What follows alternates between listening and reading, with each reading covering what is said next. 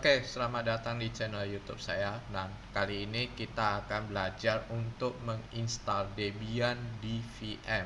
Ya, salah satu VM yang kita pakai yaitu VirtualBox. Oke, mari kita mulai. Oke, sebelum kita mulai, ya seperti biasa ada beberapa file atau aplikasi yang harus kita install terlebih dahulu. Oke, yang pertama, nah, kita pasti butuh namanya VirtualBox ya.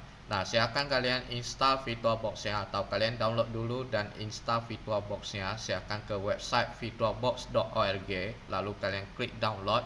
Lalu silakan kalian pilih sesuai dengan sistem operasi yang kalian gunakan.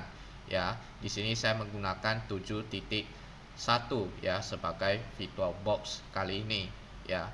Oke, yang kedua yang pastinya itu kita butuh ISO Debian ya. Nah, untuk ISO Debian akan saya sertakan di dalam deskripsi ya. Untuk ISO Debian ya, silakan kalian download ISO Debian. Nah, Debian yang kita pakai yaitu Debian 11 ya. Size-nya ada di 3,7 GB. Silakan kalian download ya. Di sini saya udah melakukan download Debian 11-nya 11.6 ya. Oke, sebelum kita mulai ya, pertama-tama kita buka dulu VirtualBox-nya ya. Dan di sini kita matikan dulu ya, matikan dulu virtual host only-nya supaya tidak mengganggu ya. Cara matikannya ya silakan kalian ke ke garis 3 ini ya, lalu ke network. Nah, di sini ada host only network. Di sini sudah saya hapus ya, kosong di sini. Kalau kalian ada host only-nya, silakan kalian hapus dulu supaya tidak mengganggu jaringan kita. Nanti Debian kita akan terkoneksi secara bridge ya ke komputer kita. Ya, jadi kita gak memanfaatkan host only. Oke, kita kembali ke welcome.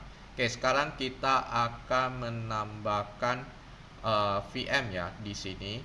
Oke, kita new saja. Oke, kita klik new. Oke, di sini kita bikin aja namanya Debian Server. Oke. Nah, untuk ISO image-nya nanti aja dulu ya.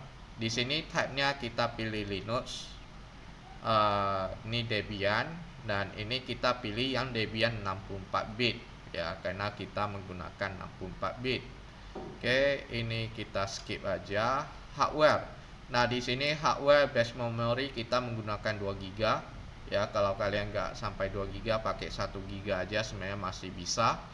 Ya, prosesor di sini kita menggunakan 1 core.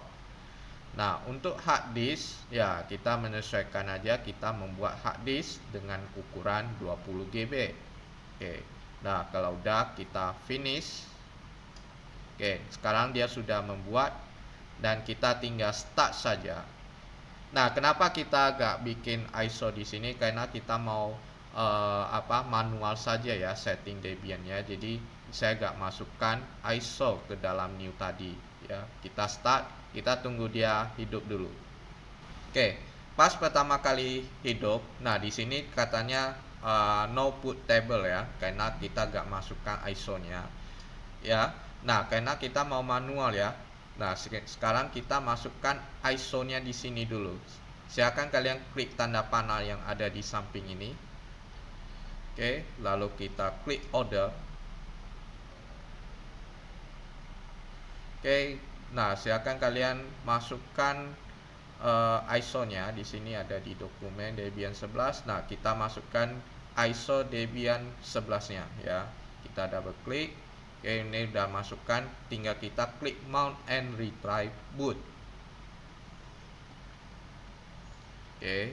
Nah, di sini karena kita menggunakan terminal saja ya, kita gak pakai GUI-nya Debian 11. Sebenarnya kalau mau pakai GUI bisa saja, cuma saya takut agak berat ya. Apalagi kalau yang menggunakan laptop yang memorinya gak gitu besar ya. Jadi kita menggunakan terminal saja. Nah, di sini untuk menggunakan terminal kita pilih yang install ya, jangan yang grafik install. Kita pilih install.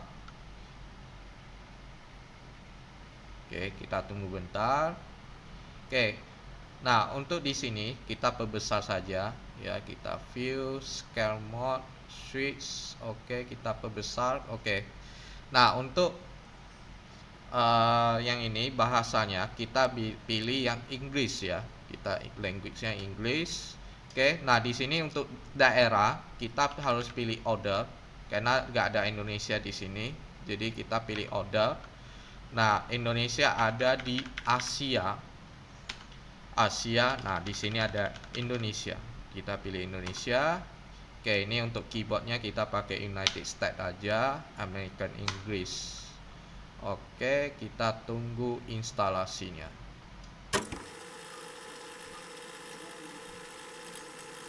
Oke, nah kalau sudah, dia nanti akan muncul hostname. Nah di sini hostname-nya kita pakai saja tkc.edu.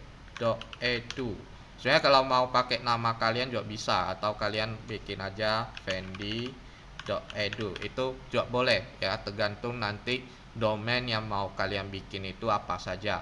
Ya di sini saya pakai aja fendi.edu aja. Oke, kita enter. Oke, untuk root password. Nah, di sini kalian harus ingat ya, di Debian itu ada dua password. Yang satu adalah root password, yang satu adalah username password. Ya, jadi dua-dua password ini berbeda, tapi kalian harus ingat. Nanti kita akan menggunakan root password, tapi kadang kalanya seperti FileZilla atau FTP server kita menggunakan username password. Jadi ada dua password yang harus kalian ingat. Nah, sekarang kita masukkan root password dulu. Nah, di sini biar gampang, kita pakai password 123 saja. Ini password gak aman ya. Kalau kalian harus menggunakan password yang lebih aman. Ini hanya sebagai contoh, jadi kita pakai 123 saja. Oke, kita enter. Oke, kita masukkan sekali lagi root passwordnya. Nah, di sini kita bikin user baru untuk username-nya. Ini saya masukkan nama saya sendiri, Fendi. Oke. Nah, ini kita masukkan password untuk username, yaitu username Fendi tadi. Nah, di sini sekali lagi saya himbau password di sini saya pakai 123. Ini jangan hanya contoh saja ya. Jadi kalau kalian nanti bikin server jangan pakai password 123 ya. Oke, kita enter. Sekali lagi. Oke, nah di sini karena daerah sini adalah waktu Indonesia Barat, jadi kita pilih yang Western ya. Kalau kalian ada di Bali berarti Central ya. Kita Western saja untuk time zone-nya.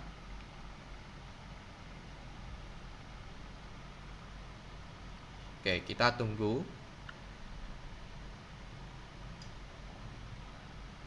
Oke, nah ini untuk membuat partisi hard disk ya. Nah di sini kita pakai guide aja dan kita menggunakan semua hard disknya. Berarti yang guide use entire disk. Oke, ini hard disk kita cuma satu ya, yang 20 GB kita bikin. Kita pilih saja. Oke, lalu di sini kita bikin all file in one partisi. Jadi kita cuma bikin satu partisi saja ya. All file in one partisi. Lalu ini kita finish. Nah, di sini kita pilih yes untuk format hard disknya ya. Kita pilih yes.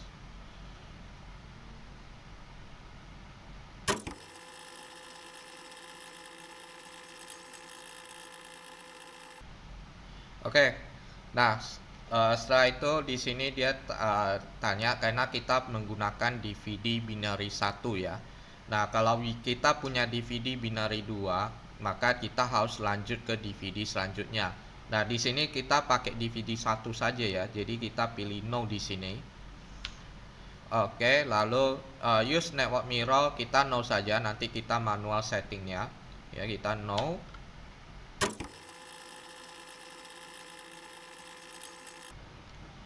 Oke, tadi instalasinya agak lama ya, jadi kita tunggu saja. Oke, di sini kita ditanya apakah mau survei, kita no saja.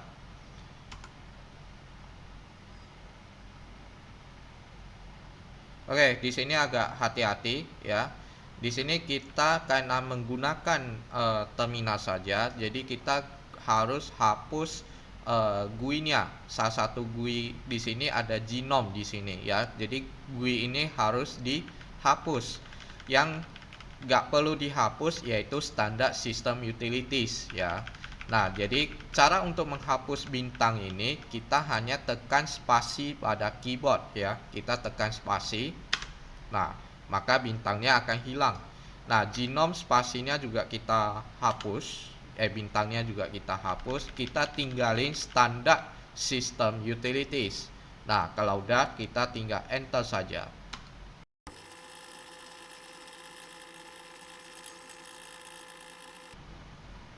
Oke, selanjutnya ditanya apakah kamu mau menginstal grup ya. Yes ya. Kita butuh grup di sini, yes. Lalu kita pilih saja hard disk kita yang ada di dev SDA karena kita langsung first boot ke hard disk ini ya. Jadi kita pilih aja dev SDA.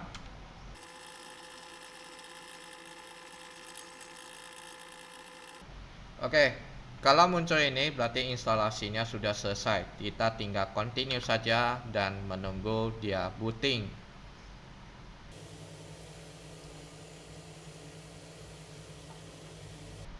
Oke, nah kalau sudah selesai booting, nah untuk login ya, nah kita harus menggunakan root ya. Kenapa harus pakai root, gak pakai user?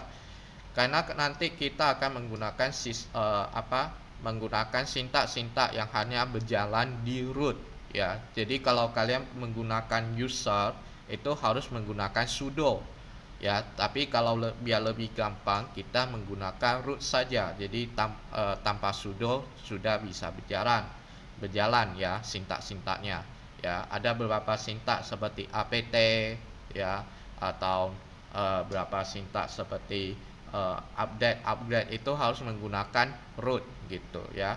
Nah, kita login aja, kita ketik aja root root. Oke, lalu kita masukkan password rootnya ya. Ingat, password root dengan password username itu beda ya. Nah, di sini saat kita ketik itu gak muncul di layar, jadi jangan panik, kalian ketik saja, memang gak dimunculin di passwordnya. Oke, kita masukkan 1 2 3, enter. Oke, kalau udah muncul tulisan root ya, berarti kalian sudah berhasil ya. Contoh kita masukkan sintak IP addr. Nah, ini sudah berhasil ya. Nah, selanjutnya nanti kita akan belajar untuk setting IP address ya pada Debian ini. Oke, sampai jumpa di video selanjutnya.